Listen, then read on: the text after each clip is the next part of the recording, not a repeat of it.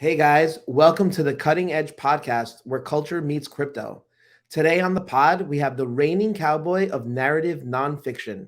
A writing career spanning 19 years, he's authored 20 books, major international and New York Times bestsellers, with well over 6 million copies sold. Most well known for his wildly successful novels adapted into feature films from Bringing Down the House, later adapted into 21, The Accidental Billionaires, the direct inspiration for the Oscar-winning film The Social Network, and most recently, The AntiSocial Network, about the GameStop short squeeze, which is currently being made into a feature film by MGM. Now, he is here to discuss his first NFT drop, the Ben Mezrich Project. Please welcome Ben Mezrich. Hey, Ben, how are you doing? I'm great. Thank you so much for having me. Thank you for coming on. I really appreciate you taking the time, especially during the holiday season. So I know it's a busy time of the year, so I really appreciate that.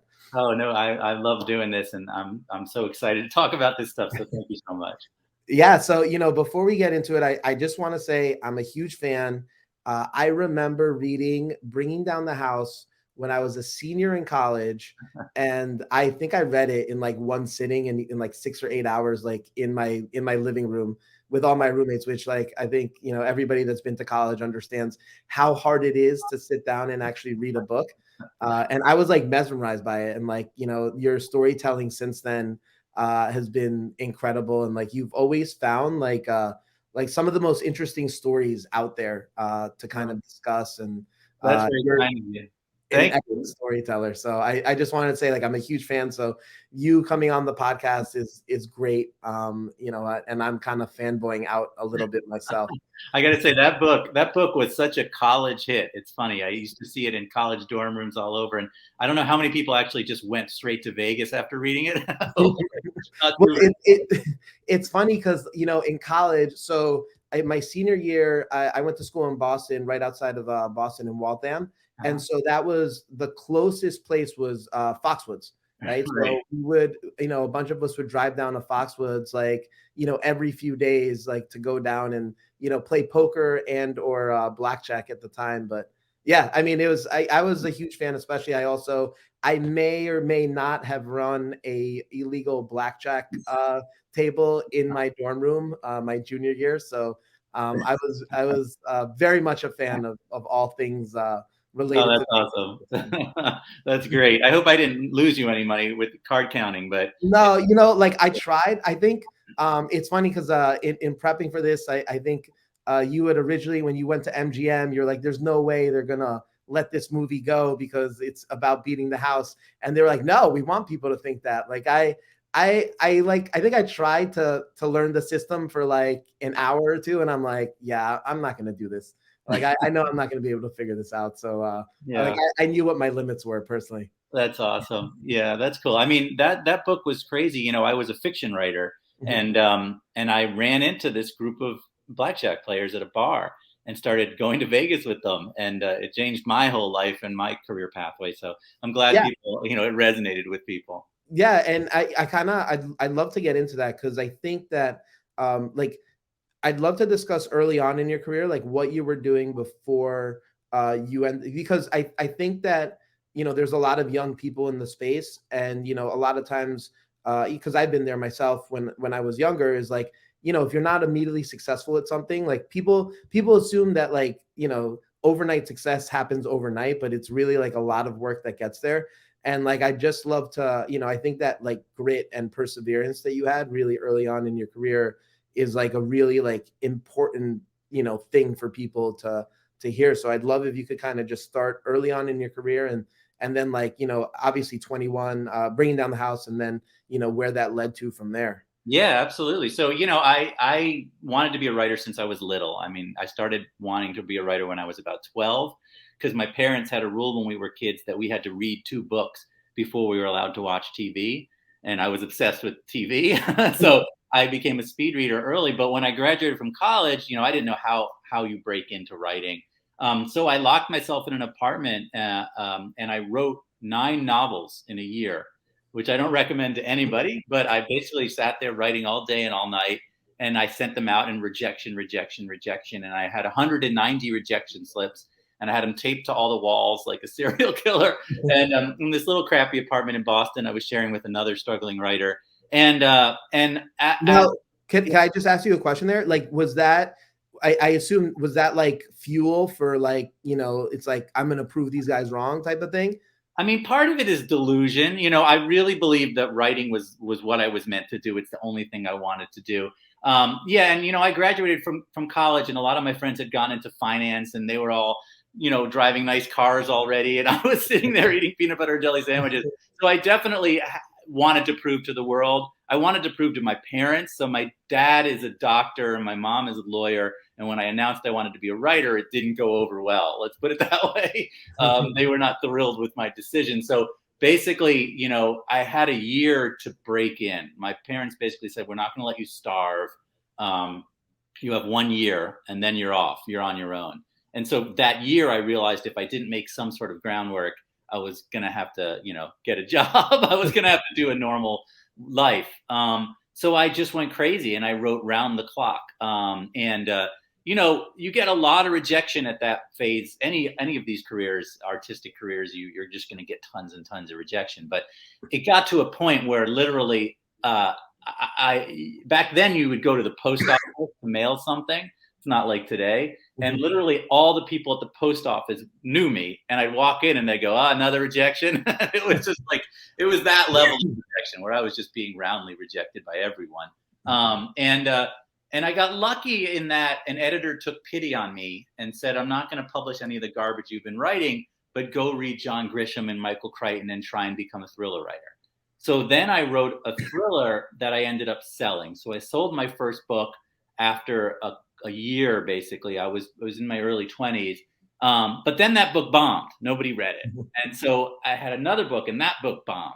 I had like a number of bomb books before I caught the attention of the X-Files TV show, if you remember the X-Files. Mm-hmm. And they asked me to write for them. So I ended up writing a book for the X-Files. And that too didn't do that great. So I was at this point in my career where things were not working in my mid-20s. And I was selling books and I was making a fair amount of money, but nobody was reading my books. And I ended up hugely in debt. So at the age of like 25, 26, I owed, my parents hate me talking about this, but I owed like over $1 million in debt. And I had credit card bills of like $100,000. And there was like an IRS guy who knew me by name. And it was like a really bad situation. Mm-hmm. And that's when I ran into this group of MIT kids. It was weird. I had a friend who introduced me to them. And I was at a bar in Boston called Crossroads. So you went to school. You might know Crossroads. No, I'm not. I don't. It was like on Beacon Street and near Mass Ave Bridge. And it was like a MIT frat bar. Okay. And there was this group of college kids, but they all had tons of money. And it was like in $100 bills, which you never see in Boston. You never see $100 bills. In New York, you see them, but in Boston, you don't. And I went over to the main guy's house, and in his laundry was $250,000 in stacks of hundreds. And I thought, he's got to be like a drug dealer, right? Because who has that kind of money? But he wasn't. He said, come to Vegas. And that's how that started. I started going to Vegas every weekend with them. And I was blown away that this secret thing had been going on right in front of me, and I'd never seen or heard of it before. And that's what really turns me on, is the idea that you could like walk by a door every day and never look behind it. But there's something really incredible going on back there. And when we get to the NFT stuff, that's how I feel about NFTs, is we're walking by this door and there's something incredible going on behind it. And we just have to open that door. So anyways, these MIT kids invited me along, and I wrote that, and that became Bringing Down the House, which was my first nonfiction book. It was a true story, but written like a thriller, because that's the way I write. And it changed my life. It became the movie 21, which ended up leading to, what came next. And so when you met them and they invited you out to Vegas, was your first thought, I want to write this story, or were you like, I want to count cards? I want to count cards. I want to write the story. So I'm always the guy, the fly on the wall. Like, I really just love telling stories. And by the way, I always think movie. So I'm really always thinking, I want to make a big movie. But the way I make a movie is I write a book, and then it becomes a movie. So my thought was, I think this is an incredible story that nobody's heard. It's better than all the trashy fiction I've been writing and not selling. This is the story I want to tell. So they were very open to telling the story, because they were at the end of their card counting career. They were already getting kicked out of casinos and chased around by private eyes. And, a couple of them had gotten beaten up in the bathroom of a Bahamas casino. So they wanted to tell their story. So I joined the group of MIT kids to tell their story. Okay, cool. Yeah. And so then and then that led to Accidental Billionaires. Yeah. So basically that book came out, and it was a huge book in college. It was a very big college campus book. And I started getting a lot of emails from people just pitching me stories. Now it's like through Twitter, but back then it was emailing me. And out of the blue, I got an email at 2 a.m. from a Harvard senior. And he said, my best friend founded Facebook and no one's ever heard of him. And so I met this kid in a bar. In walks Eduardo Saverin, if you've seen the Social Network. And he sat down and he started the conversation by saying, Mark Zuckerberg fucked me. and as an author, I said, tell me more. And so it led to him telling me this crazy story. And he was talking to me because he was trying to get Facebook to settle with him. He was in this massive lawsuit with them. I didn't know this at the time. I thought he wanted to tell me his story. So I started to write. I found the Winklevoss Twins, and I found them on Facebook. And I was like, nobody had told their story yet. They were suing Mark. I mean, you all know the story to some extent, but basically Eduardo told me that him and Mark had, been two kind of geeky kids who couldn't really meet people. And after a really bad date, Mark had hacked the computers at Harvard and made a website where you could vote on who the hottest girl at Harvard was. And that almost got him kicked out of school and caught the attention of the Winklevoss Twins. And then they hired him to work on their website, but he kind of blew them off. And instead, him and Eduardo launched Facebook, which exploded. And we kind of all know the story from there. So I found the Winklevoss Twins, and they became really my secret source. They started handing me stuff they weren't supposed to be handing me and telling me stories they weren't supposed to be telling me. I found Sean Parker and became friends with Sean, who had read Bringing Down the House. So again, it all goes back to Bringing Down the House. And that's the reason he was willing to talk to me. Mark wouldn't talk to me. Mm-hmm. And I wrote a book proposal, and it was a 14-page book proposal that I called Face Off. And I sent it to my agent, and it leaked onto Gawker. It leaked onto the internet. And that day, everything went crazy. Facebook settled with Eduardo for $5 billion. But on the top of the settlement agreement, it says you may never speak to Ben Mezrich again, because they were trying to stop the book from happening. So Eduardo cut off all contact with me. He got a restraining order on me. He broke up with his girlfriend because she was my wife's best friend. And then he moved to Singapore with his $5 billion. And I don't blame him. For $5 billion, my brother would probably stop talking to me. It's a lot of money. And then that same day, Aaron Sorkin saw my book proposal and said he wanted to write this as his next movie. And David Fincher saw the book proposal and said he wanted to direct it as his next movie. And everything exploded, And as a writer, it's incredible. But I hadn't actually written the book. So I locked myself in a hotel room and I wrote the book over the next 11 weeks. And Aaron Sorkin came to Boston, and I was handing him the chapters. And that became the Social Network. And through that, I became friends with the Winklevoss Twins, who at the time I thought were just the bad guys in the story, right? I mean, they were the two giant blonde guys. They're the guys that you want to hate, right? They're you see them and you think you know them, right? They remind you, maybe it's because I grew up watching 80s movies and every bad guy looked like the Winklevoss Twins, right? I mean, yeah, no, I totally agree. And I think that's super interesting too, because I think about that a lot too, where it's like, you have to give them a lot of credit, right? Like they were there, whether the idea of Facebook was their idea or not, they were there at the beginning. Right. And now what they've been able to do with crypto and Bitcoin is, again, I very much from the outside looking in, I was like, oh yeah, like these were these two, jocks that went to Harvard, that got their cash out and made a bunch of money. And I thought I'd never hear from them again. So the fact that they were able to kind of see another trend and watch it develop in real time and be there from the inception, I think is a huge testament to them. It really is. And I have to say, we did them a disservice with the Social Network, and I'm partly to blame for that, is that movie portrayed them in one note. They were the big guys rowing. But the truth is, they speak multiple languages. They're, economics majors. They're really smart. You don't get to be part of two revolutions, by accident. And so when I saw them in the newspaper, it said the Winklevoss Twins are the first Bitcoin billionaires. It blew my mind. I really thought we'd never hear from them again. I never thought I'd read about them again. They had made $500 million off their Facebook settlement. So we didn't really need to hear from them again. They were rich, but they had seen Bitcoin before anybody else. You know, when it was $7 a coin, and they had jumped in enormously. They had bought 200,000 coins at $7. Now, were you still talking to them at this time, So or were they like upset at you because of how they were portrayed? You know, that's interesting. They weren't upset. They didn't believe the portrayal was fair, but they were cool about. They understood Hollywood. So they had come to us to the premiere of the movie. I had stayed in touch with them, and it's funny. They had always been telling me to buy Bitcoin, like when it was not. Oh, really? Wow. You know, you should just buy some Bitcoin and put it away, and I totally ignored them. And they would invite me to things in New York, and I would see them in New York. And so what was, I guess, right? So what was your thought? Like, why did you ignore it? Right? Like, everybody has their reason, but you know, obviously hindsight's 2020. But what was just? How did you rationalize being like, you know, like they're putting in whatever 100 million, however many millions of dollars they put in, where you're like, I don't want to put anything in. I think there were a couple reasons I didn't buy Bitcoin. And one was I didn't understand it. You know, the word blockchain is a horrible word. I think it's a terrifying word for people who aren't in the space. And it just makes your mind mull over. I'm not a math guy. I'm a writer. So I didn't really understand anything about, you know, white paper, anything about that stuff.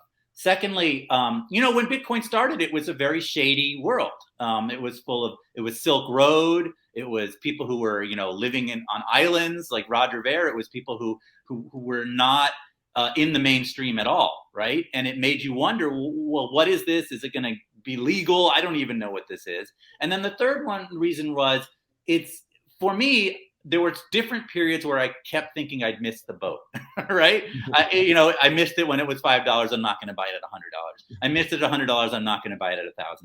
You know, I missed it at $1,000. I'm not going to buy it at $10,000. That thinking paralyzes me to do something. If I think I've already missed the explosion, it's tricky. But really, it was just, you know, it just seemed so foreign to me. I didn't know anything about it. And you know, I'm like everyone, like Silicon Valley, like most people, I didn't, you know, see the importance of where crypto was going. And I'll say, even to the point where I wrote Bitcoin Billionaires, I still didn't buy Bitcoin because even though at that point I believed that crypto is the future, I still felt like, all right, you know, it's the future, but I never had the kind of money that I could just play with it. It's funny. I have a very successful career, but writing isn't, you know, the kind of career where you live book to book, because it's feast and famine kind of career. You have a great year and a bad year, a great year and a bad year. So I never really put any into it, and obviously I should have. But when I saw them and I went back to New York to meet with them, and I said, guys, how did you become Bitcoin billionaires? And they proceeded to tell me their story. I was blown away, not just because the story itself is really incredible, but because it was the Winklevoss Twins. They represent the establishment. They represent, you know, the guys in suits. They were not using Silk Road. They were not those guys. And that blew my mind, is that Bitcoin could suddenly become mainstream in a way. And that's what infatuated me with the story and got me into it. So I'm always looking for the dramatic element. And there was also that thing, them and Zuckerberg are locked into this strange Shakespearean battle that just continues, you know? It was Facebook, and then suddenly Bitcoin, and suddenly Zuckerberg's trying to move into crypto, right? And you know, the twins are now moving into NFTs, and I believe that Zuckerberg's gonna, you know, the metaverse. It's a continuing battle. You know, it's awesome. Yeah, no, I think that's super interesting, right? Because I think you mentioned also in another interview that like they also were locked out of every Silicon Valley deal, right? So they had all this money, but they really didn't have the access that you would think that they would have, right? Because everybody wants to sell to Facebook. So there's no way you would let the Winklevoss on your cap table. Yeah, that's what happened. So the Winklevoss twins had gotten about $500 million in their settlement with Mark. But they went to Silicon Valley to try and become, you know, VCs basically, and nobody would touch their money because every startup company in Silicon Valley's end game is to sell to Facebook or to Instagram or to whatever. And if you have the Winklevoss twins on your sheet, Zuckerberg hates you because Right. he hates the Winklevoss Twins. And so, yeah, they had all this money. And what did they do? They went to Ibiza to party. And they were on the beach in Ibiza, and someone walked up to them and said, "Have you guys ever heard of Bitcoin?" And that's kind of how it started for them. And to their credit, even though it was something they'd not heard of, they just did the research. They dug down into it and decided, either, in their own words, either this is the next big thing or it's bullshit. It's one or the other. And they decided to take a bet on it. Yeah, no, that's awesome. So then you write that book, right? You're still talking to them now. I assume you're on better terms with them now since they're the I think we're on very good terms. I became the third Winklevoss twin. So I basically shadowed them for 6 months to a year, followed them around as they were building Gemini. I went to events with them. I went to parties with them. I had, basically that's what I do when I write a book is I lodge myself in someone's life for a little while.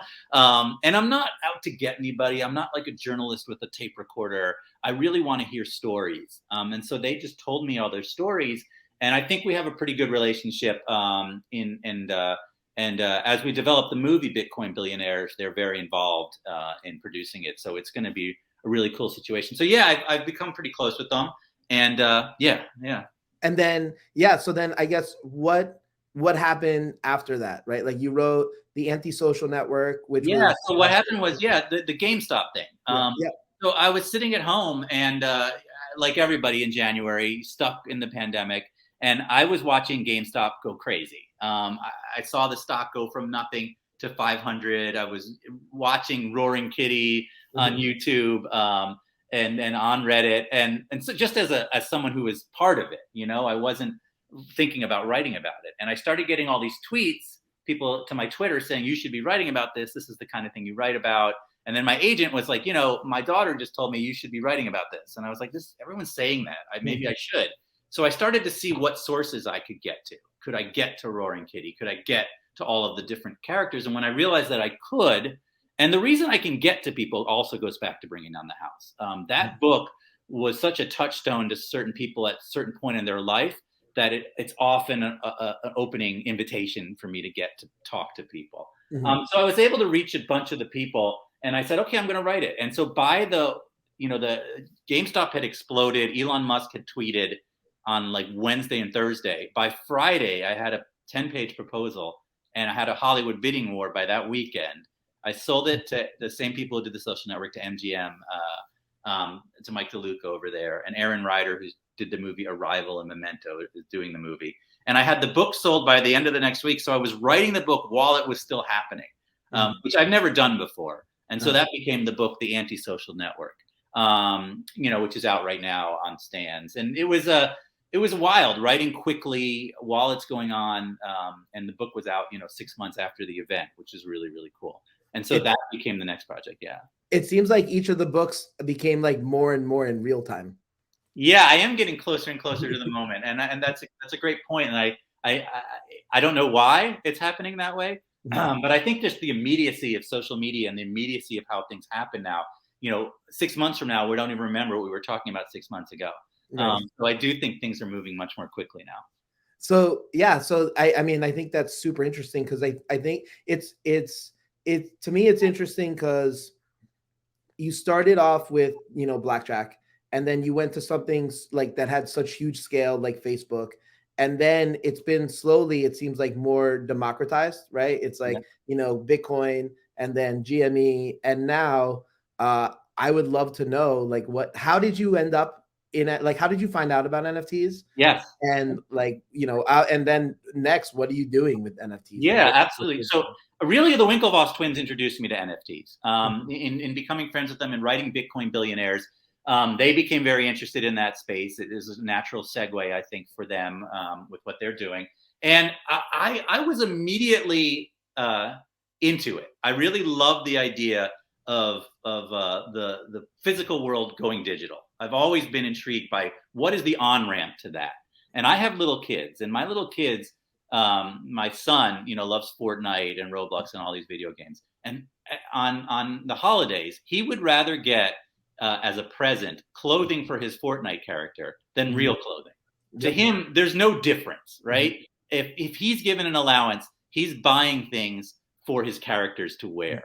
right? That's so funny because that's how NFTs made sense to me. I Yeah, started playing Fortnite with my friends and their 12-year-old nephews, yeah, and these kids were like, the first thing they asked is like, "What skins did you buy?" And me, like, I'm almost 40 years old. I'm like, well, it doesn't give me any special powers. I'm not buying the skin. But right. to them, it's like an outfit change, right? The same way that like you're wearing that shirt and I'm wearing this sweater, like they're like, yeah, it's just like, Yeah, and there's no it's as difference. real to them as anything physical. I mean, Yeah. there's no differentiation in their mind because they grew up in this world. Yep. And so, I was blown away by that, and I was thinking the idea that you can have something authentic and verifiably unique, and it's digital, is to me explosive. It's revolutionary. I don't even think it's gotten the credit that it's going to get. I think that as we move into this metaverse or whatever you want to call it, as we move more and more online, um, these things are going to become part of our lives as normal as anything physical that we own. And this has evolved, this thinking from Facebook, from the what I wrote about when I wrote that story, which I think was a revolution. Facebook was a revolution. It changed Mhm. all of our lives. To Bitcoin, which I think was an absolute revolution in commerce, and it's still going to change all of our lives going forward. And then you get to this NFT space, which I think is bigger than those other two because it's really about owning something real that's important to you. And then Mhm. the second part of that actually goes back to what I did with the GameStop story, which is the idea that value is about the community. The price of GameStop has less and less to do with the fundamentals of the company GameStop than it does to the community that believes in that company or the community that believes in what that stock should be.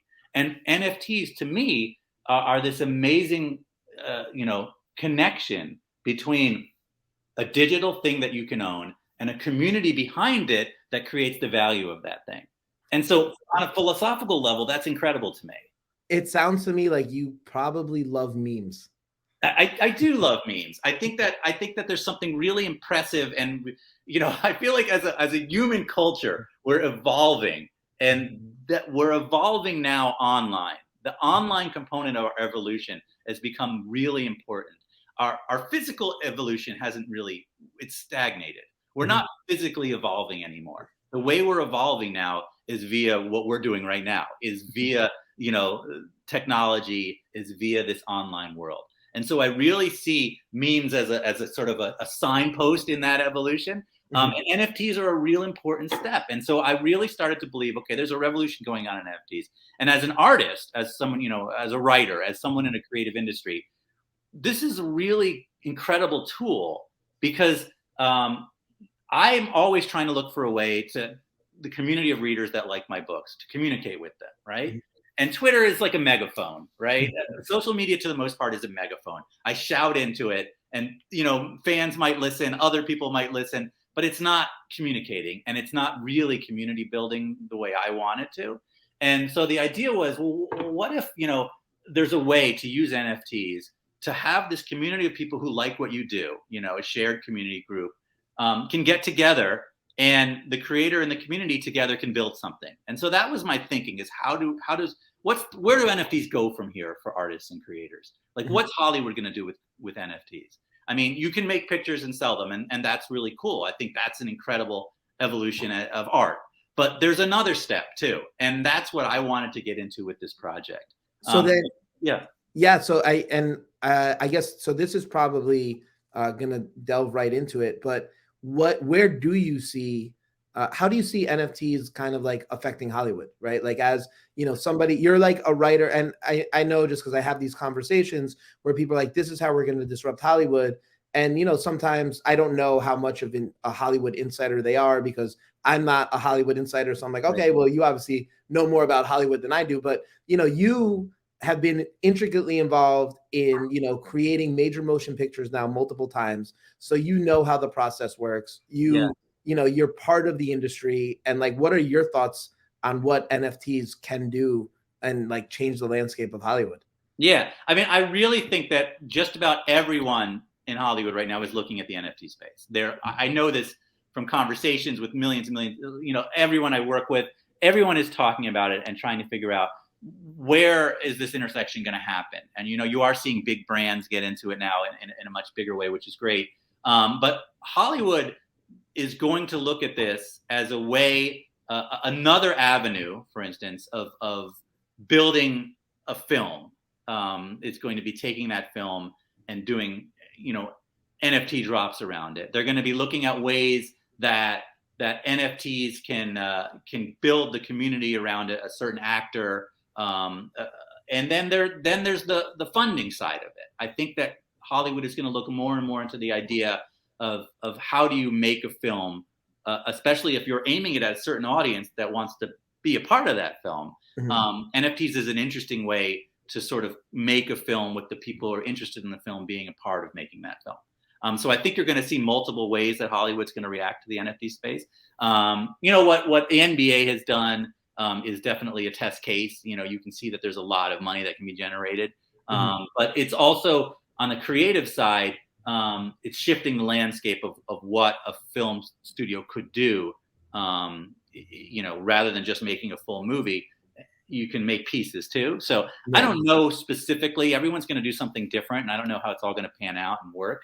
But from my perspective, from a writing perspective or from a filmmaking perspective, you could really see NFTs being the sort of the engine behind making a film. Kickstarter attempted to do that too, but with Kickstarter, it's not the same. It's not like you're owning anything, really. Right. And I think that, to me, that's like been the super interesting thing about NFTs is like you kind of, create a tribe, and then no matter what, your tribe of NFT holders will be very ecstatic about whatever it is that you do, right? So it's like you can go to Netflix and be like, hey, look, I have X number of people that are in my community, so you have this many guaranteed views, right? Or whatever it is for those metrics. So I think it's super interesting because it's like able to give you, the creative, like much more leverage, as opposed to like the studio being like, well, we have to advertise it, we have to spend this much in money, and we don't know if it's gonna do well. So I think what you're seeing happen is really exactly what we saw with the GameStop thing, which is that the power of a community bonded together by one shared interest is more powerful than any Wall Street bank. GameStop is suddenly worth as much as GE because a big group of people on Reddit decided it should be worth as much as GE. And similarly, you could look at films the same way. The power is really in the people. We're actually getting to that democratization of finance that Robinhood liked to talk about, but via NFTs rather than via silos. Hollywood is siloed, right? Just like the internet can be siloed. Right now, to make a movie, you write a script, you sell it to a major studio. The studio has a lot of control over that situation. But we're going to get to a point where there's going to be a different model, I think. But so do you think, have you seen the studios? I mean, I'm sure now they're much more accepting of it, but like, do you still see a lot of pushback of like people? There's on the upper level, executive level, it's all fear-based. Everything they do and every decision they make is based on fear, because basically saying yes to something is much more dangerous than saying no. If you say no, you don't get fired when something goes wrong. But if you say yes, you do get fired. So Hollywood on the executive studio level is always trying to find reasons to say no to things. But if you talk to creatives and they all know that this is what's coming next. It's just a question of when people are willing to take risks and things like that. And it'll more likely happen in the independent route, where there'll be independent films that will be made via an NFT community that will be successful. And suddenly Hollywood will take notice and say, okay, no, we gotta start looking at this method, because they're building communities around films while we're sitting here, throwing things up that nobody wants to watch. Right. And that's going to be a big moment, an interesting moment. But what I believe with the NFT space is we're in the infancy. Like we're in the very origin part, which is what I always like to write about. I like to write about the origins of revolutions. We're at a point now where it's going to grow and grow in such a big way into the mainstream. I mean, if you think about how many people actually even know about NFTs, we're still behind that door. There's still this door that everyone's walking by. Crypto, the door is open. Everyone knows about Bitcoin now. But NFTs are that next door. And so, yes, I think Hollywood will get there in a big way, and fairly soon. Right. Yeah. And it's funny. I always look at, I guess, the broader crypto adoption almost as a little bit of a roadmap for NFT adoption.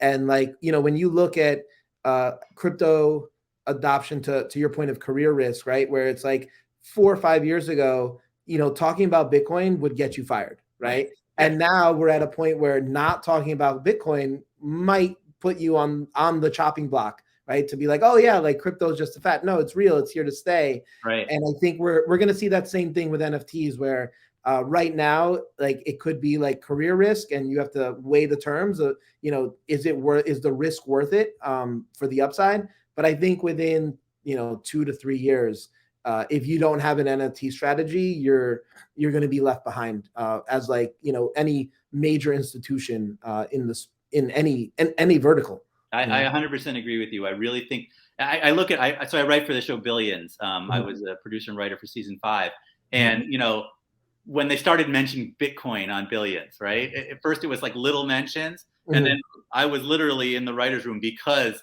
I'm kind of a Bitcoin expert. So I was writing about Bitcoin in all the episodes that I was involved with. It's that shift when suddenly it hits the mainstream, and suddenly this thing that you before couldn't talk about, now you need to be talking about it. You're absolutely right. NFTs are going that route, and you're seeing it with the big companies that are getting into that space now. And listen, if Bobby Axelrod's buying Bitcoin, you need to buy Bitcoin, right? Yeah, absolutely. That's the truth. And next year, I bet there's going to be NFTs in there. I really think that's the direction we're going. And a lot of credit to people who are in early to this stuff. I think it's amazing. When I started writing about crypto and Bitcoin, it was amazing to me that there's this group of really, really smart people who figured something out before everyone else. And it's really intriguing. And there's so much energy in that group. And to watch that go to suddenly explode mainstream is always really, really fun. So it's cool. I'm learning. I'm new, obviously brand new to this stuff compared to, your listeners. But I'm fascinated by people who get in early on things like this, because it's just it's foresight. It's incredible. So when did you find NFTs? Like when did you I would say it was. I started researching it, trying to decide: is this something I want to write about? Is this something I want to? What is there a movie here? That's about. I would say, gosh, it had to be maybe 6 months ago.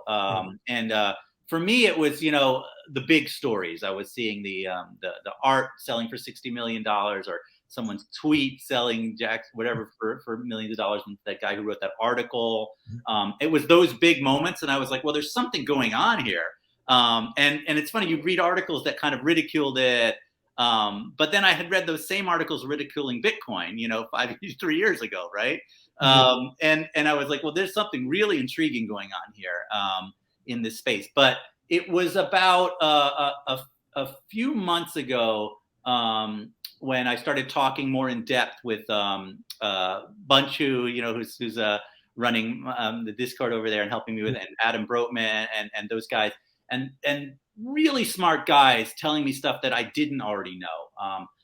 And I started getting into the philosophical side of it, is what is this going to mean for creators and artists? And so that was probably, six months ago, as I started developing this idea. If I wanted to do something in NFTs, what would I do? And people had pitched me lots of, do you want to put a book on an NFT, or do you want? And I was like, that's all interesting and possible. But what intrigues me is the idea of having some NFTs that lead to a movie about NFTs. How do we do that? I want to write a screenplay about NFTs. I want to write a movie about this space. And I want the NFTs to be a bridge for my readers, or people who are into what I do, to be a part of this project. And so that was the thinking. That's where it kind of came from. So, what we're going to do is we're going to have 3 NFT drops. And if you own all 3, you get a piece in a screenplay I'm writing about NFTs, which will assumedly become a movie about NFTs. So the idea is that people who are into this project will be able to be a part of it, and they'll own some really cool art that's built from the stories that I write. That's awesome. I love how you're pushing the boundaries, right? Because I think that to me is the stuff that I always find the most interesting. I love having guests on. I love working with people that are like, okay, like this is what an NFT is today. Let's push what the definition is tomorrow, right? Because everything is an NFT. And, I very much believe, like yourself, that NFTs are going to change the world. They are what takes crypto mainstream. And, I think 10, 20 years from now, people will all be using blockchain tech and we won't have any idea, right? Like people will be like, oh, I didn't even this is crypto. I didn't even realize this is just the internet, right? Like, right. Oh, you're absolutely right. And you're right. So I wanted to do something. I know it's kind of experimental and unique in a sense. It's, can you make a movie this way? But the idea is that, I write quickly, and I love to write stories that are revolutionary or about something revolutionary. And there's nothing to me more revolutionary going on right now than NFTs. So the idea is, we're building this community to see if this is where NFTs can go, and we'll see. It's a test case in some respects, but it's a blast, so we'll see. So how does that work with are you choosing the stories to write about, or is like community voting? What we're gonna do, so the first drop is going to be, very soon. It's going to be, when is it? Next. It's January 3rd, Okay. January 4th. Sorry, January 4th. Okay. You can go to my Discord and see more information if I've gotten any of the information wrong. And the first drop is going to be 6,000 NFTs at 0.06, and they're images from the meme stock revolution. So they're things from the AntiSocial network, you'll notice, and things all about, and they're all kind of rocket ship based. Then one per wallet holder, there's going to be a free second drop about Bitcoin and Billionaires, which is going to come shortly after the first drop.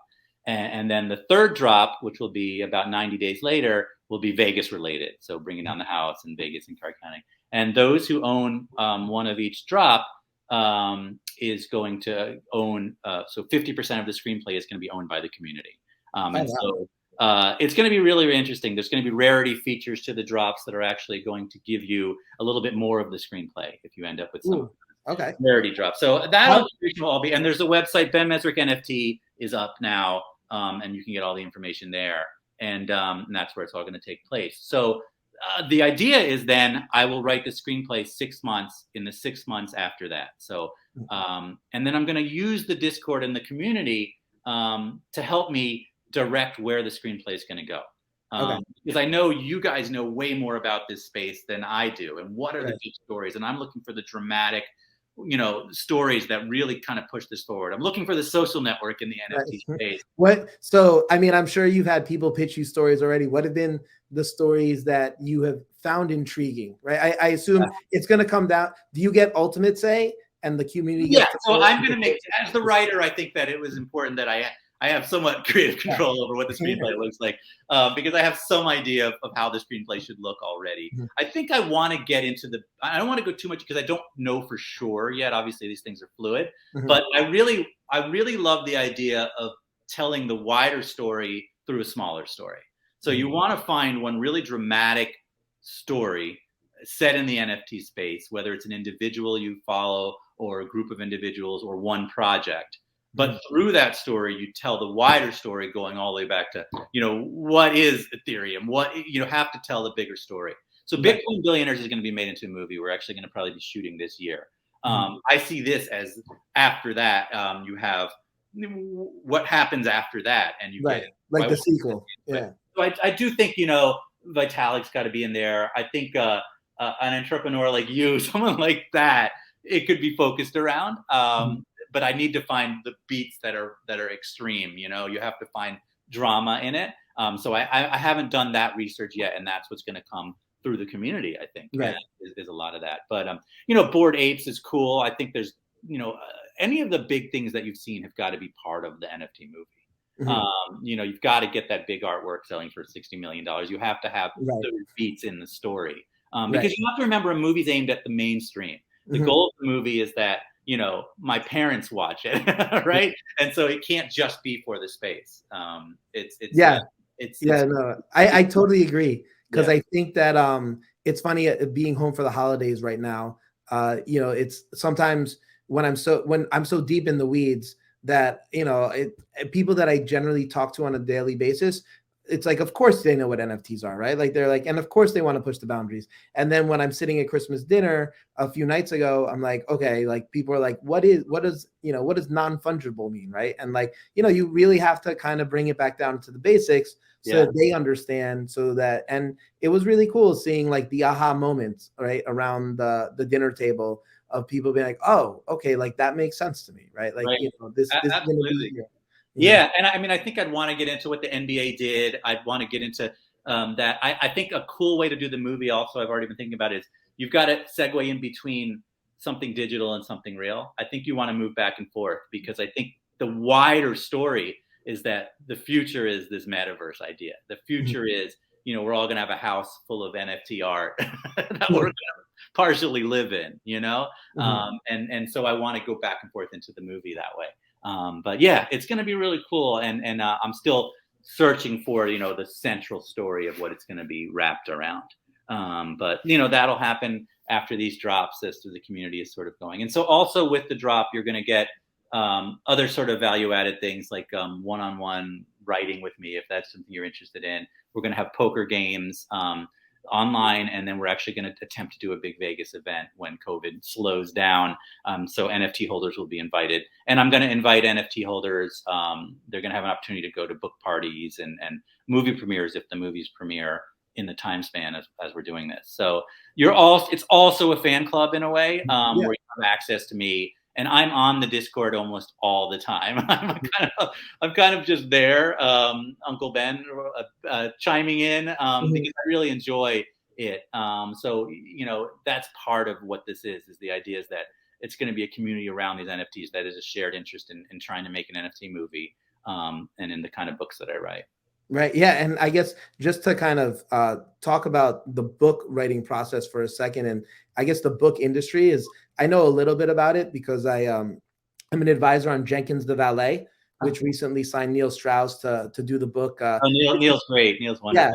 Yeah, great guy. And they're doing like something similar, right? Very community driven approach. And, he's going to maintain the his artistic creativity, but still like getting input from the community. And the one thing that I didn't know this until they mentioned, but like to get like a bestseller, like, a New York Times bestseller, like you don't have to sell, like, it's not as many books as I thought you would need to sell. You know? What's amazing about writing and books is that it's a very small community can drive a book to enormous places. In Hollywood, opening day, you need to sell 10 million tickets, right? In publishing, if a book sold 10 million books, it would be the biggest book of the century, right? That's like 50 Shades of Grey numbers. Books sell it's a sad story, actually, that books just don't sell that many copies. Not that many people read books. So yes, a small, like the sorts of communities that you're seeing in the NFT space are very important and powerful in the book industry. So absolutely, I think, that's interesting. It's an interesting point, is that you can have a best-selling book with a few thousand really vocal people involved. Right. And I think the really interesting thing there, right, is like that just tells you how important the community is, right? Because generally those New York Times bestsellers are the ones that the movie studios would start looking at and be like, hey, if this is a bestseller, maybe we should look into adapting it as a screenplay, right? So like these really small communities could have a real big impact on mainstream culture down the 2-5 years down the road. Absolutely. I mean, it's the power is in people's enthusiasm, really. And if you have a small enthusiastic community, it's incredible what that can do. You could affect a large book, that could affect a big movie, that affects the entire culture. So that's really part of the thinking here, is that if there's enough people who are really interested in doing this, it can actually happen. You just have to sort of do it correctly. I think you want to make sure you do it right. And so that's awesome. But yeah, that sounds like a great project as well. With Neil's very but I think it's super exciting because, again, I'm very much I am a fan of, if there's been a book that's been adapted to a screenplay, I will always try to read the book before I watch the movie, because it's just, the book is always better. Like always. That's great to hear. Although with The Social Network, we were close. The Social Network was great. But like, phenomenal job. But like, yeah, it's just like, because you have your image of what the situation looks like, what the people look like, how everyone acted, and then when I'm watching a movie, I'm just watching someone's interpretation of the same thing that I read. So to me, I've always really enjoyed reading the book. So I'm very much interested in how, for me, NFTs and books is like, they go hand in hand. I think it's great, and I think it's awesome. That's awesome. No, I agree, absolutely. I think there's something really good for you about reading books. I think it's really important, and especially kids, young people. I mean, it's funny. People read when they're little and they kind of stop for a while, and they read again when they get a little bit older. But there's just so much power in books, and I still like physical books, but the ebooks are great, and audio is making a huge explosion now. A lot of people are listening, which is great too. So however people want to consume a story, I think is awesome. Yeah. Yeah, no, and I guess what are your, like, going back to like the NFT for a second, with regards to if you own all three, Yes. you own a portion of the screen of the story. Yes. So basically, the first drop is going to be about meme stocks, and Okay. there's 6,000 of them.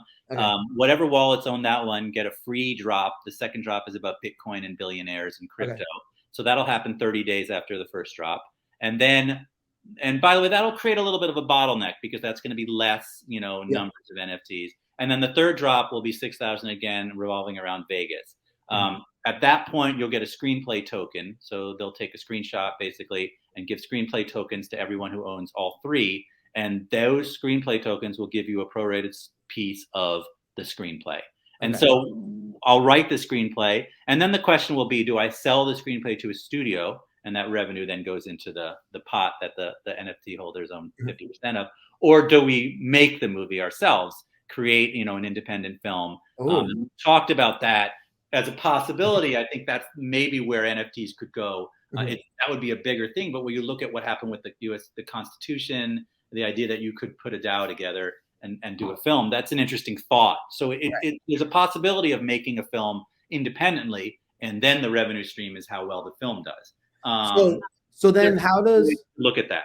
How do you have you thought, how does that work with securities laws? Like, does that mean the NFTs become securities, or? Well, and you'll have to go and look at the site to see exactly how it's all locked up. But we've spent a lot of time with lawyers and security lawyers to make sure all of this is done correctly. Obviously the space is new, so a lot of these questions are rising up. But we worked with a bunch of lawyers to make sure what we're doing, it's a project where you're owning a piece of art or a piece of something that also has revenue attached to it. So it's you go on the website or the Discord and you'll see it all laid out exactly as to what you're opting into when you buy all three. All right, cool. Yeah, no, I think it's super dope. I hope you guys do the funding through a community and make it as an independent film. I mean, that would be cool. The question is whether that is really feasible. A budget of a movie like this is, $35 million. So it's a possibility. It's certainly something we've talked about with Bitcoin billionaires. Not really NFTs, but the idea that the community itself could easily fund that movie. So I think that would be cool and interesting. But I do have a great track record just selling screenplays to studios. So, there will be studios interested in making a movie about NFTs. So, there's different routes that we could go with this when we get to that point. The key to me is writing a great screenplay that the community loves, and that the community will be owning a piece of, and that'll be really cool. Yeah, I think that's so awesome. That it's, to me, also, like, when you compare like Bitcoin billionaires to NFT, is just, I feel like people like you could own a bunch of Bitcoin, but it's still kind of like a mercenary asset, right? Where it's like, oh, if I think it's not going up anymore, I'm just going to sell it.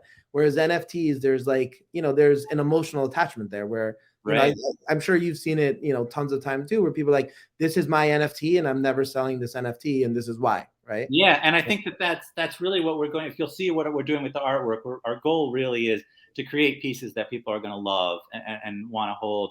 And then the idea is you're holding a piece that gives you a piece of the screenplay forever. I mean, imagine, you owned a piece of The Social Network. I think there's something to that, because these are just moments. Movies, I think, to me, are touchstones in people's lives forever. They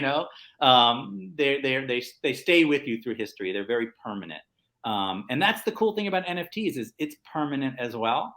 Unlike Bitcoin, unlike crypto, where it's different. You don't really have attachment to your gold, right? You buy gold, you like it because it has value, but you're not attached to it. But you turn it into a necklace and you become attached to it, right? Turning something artistically into something that's important to you is the step that NFT takes crypto. So you're starting with chunks of gold, and now we have jewelry, and I think that's really intriguing. Yeah, I totally agree. I'm very much looking forward to this. I know we're coming up on the hour, and I don't want to take up too much of your time, but I guess before we go, so you've been in the NFT space for a minute now. What's your favorite NFT that you've minted? Oh gosh, I mean, What's that? not I've been looking more than I've been minting. I've been looking at a lot of them, and I'm still such a neophyte in this that I see all the apes and I think they're really cool and fun. I browse the strangest stuff. I go through OpenSea and browse. My son is obsessed with dodo birds, so I've been looking Okay. for dodo birds right now. I don't have a good answer for your question, but I'm loving everything I'm seeing. So I'm still looking for that thing that I'm going to put my money. A favorite one of mine that I just minted last week. That just because I like the artwork, not because I necessarily think the project is going anywhere. Is this project called Dickle Butts, which is a mashup of doodles and crypto dick butts. And so it's like I've been gifting them to friends. Like I'm like, here's your first NFT. But yeah, it's been fun because it's like you can, especially around the holiday season, you just give people their first, you help set them up with their wallet, and then you send it to them, and they're like, a friend of mine, I sent it to her, and she made it like her Instagram profile picture yesterday, right? Like just I love it. and I'm like, this is great. I'm like, I love it. All my 11-year-old wants is an NFT for a holiday. That's what he's been asking for. Oh, that's awesome. I know, it's really great. And that to me is all you need to know about where NFTs are going. Yep, it really is. Yeah. I always tell people, I'm like, when I explain the concept of NFTs to someone over the age of 40, they have a trouble understanding it. But I explain to anybody under the age of 20, and they're like, that's awesome. Like, how do I do this? Right? Like so many of my friends' kids have gotten into NFTs from video games, right? They're like, oh, instead of me playing Call of Duty or Fortnite, like I'd rather buy JPEGs online because I see the value of it, right? Yeah, absolutely. And yeah, I mean, it's the future for absolute certain. I'm certain of it, and that's why I'm sort of dabbling into it and seeing how it goes. But yeah, that's awesome. But yeah, thank you for the time. I really appreciate it. Before we go, is there anything that you'd like to ask me? I mean, listen, I know you know more about this world than I do. Do you think that Hollywood is going to make movies via NFTs within the next 5 years? Yeah, I think that it's whether they want to or not today, I think it's going to happen. Yeah. Because I think we have people like yourself, people like Neil, that are like coming into the space, embracing it, and like you guys, you have the name to kind of do whatever you want in Hollywood, right? And you have the track record. And so I think getting somebody as prolific as yourself coming into the space and being like, I want to fuck with this, and if I'm a Hollywood studio, I want to keep Ben Mezrich happy. So I'm gonna do whatever Ben Mezrich wants to do because of future business relationships. And so I think, to me, it gets me so excited when I see a household name that I'm like, oh, like this guy is awesome, right? You're an incredible writer. Like, I've been a fan for 20 years. And so I know that it's inevitable. The question is just when, right? Oh, I love it. That's awesome. And I guess the only other question is, when are we going to play poker? I hope we can. Let's go. I'm definitely down. I'll be collecting these NFTs, so I will definitely be coming to the invitation. Oh, awesome. Well, if you've got them, we will have a poker event. I'm hoping COVID will slow down and we can do a big Vegas party with poker and little blackjack. Maybe get kicked out of a casino or two. It would be awesome. For sure. And yeah, I'm very much looking forward to it. And I know, I think at some point our paths will end up crossing at one of these events in the very near future as things start opening up and we start traveling again. So I'm very much looking forward to it, I appreciate it. Thank you. And I'm hopefully going to hit you up for stories as I write the screenplay, because for sure, you know more than everyone, and it would be great to hear from you. Yeah, I feel like I have a couple of good. It's funny to your point is like the things move so quickly, so that what's dramatic today could be gone tomorrow. So, but the drama was still there, right? So yeah, it's going to be good. Awesome, man. Thank you so much. I really appreciate it. Yeah, thank you. And so for everybody that wants to find out more about your project and what you're working on, what's the best way for them? Well, you can find me on Twitter at Ben Mezrich, and I'll be talking about it all this week. And then the Discord, it's Ben Mezrich NFT, and the website is benmezrichnft.com. So, for lack of a better title, we're just calling it the Ben Mezrich Project. But come check it out, and the first drop will be January 4th is the public drop. And I believe there's a few more whitelist the Discord exploded. Went from a few hundred people to 6,000 people in one morning. Oh, that's awesome. It leapt up, and so I'm really excited about how the community is, and I'm very active there. So stop by. I'll be there all the time. Ask me any questions you want. And there's a channel called Ben Mezrich Story Time, Ben's Story Time. And I'm telling stories from my Hollywood journeys, that go from the Playboy Mansion to Kevin Spacey to Armie Hammer, all the people that you've read about doing horrible things. There's lots of stories to tell about all the books that I've written. So I'm going to keep putting stories up there. And it's essentially going to be a running memoir of my time in Hollywood and writing books. So, that's really cool. All right, yeah. I'm going to check that out. Check it out. There's pictures, and it's a lot of fun for me to write. So, all right, awesome. Hopefully, we'll get people there. Yeah. Again, thank you for your time, Ben. I really appreciate it, and I'll definitely be looking out for the drop next week or in a week and a half. And yeah, wishing you the best of luck. Anything you need, please feel free to reach out. Oh, I appreciate it. Thank you so much. It's wonderful meeting you. All right, awesome. And thanks, guys. Thanks for tuning in to The Cutting Edge, and we'll see you next week.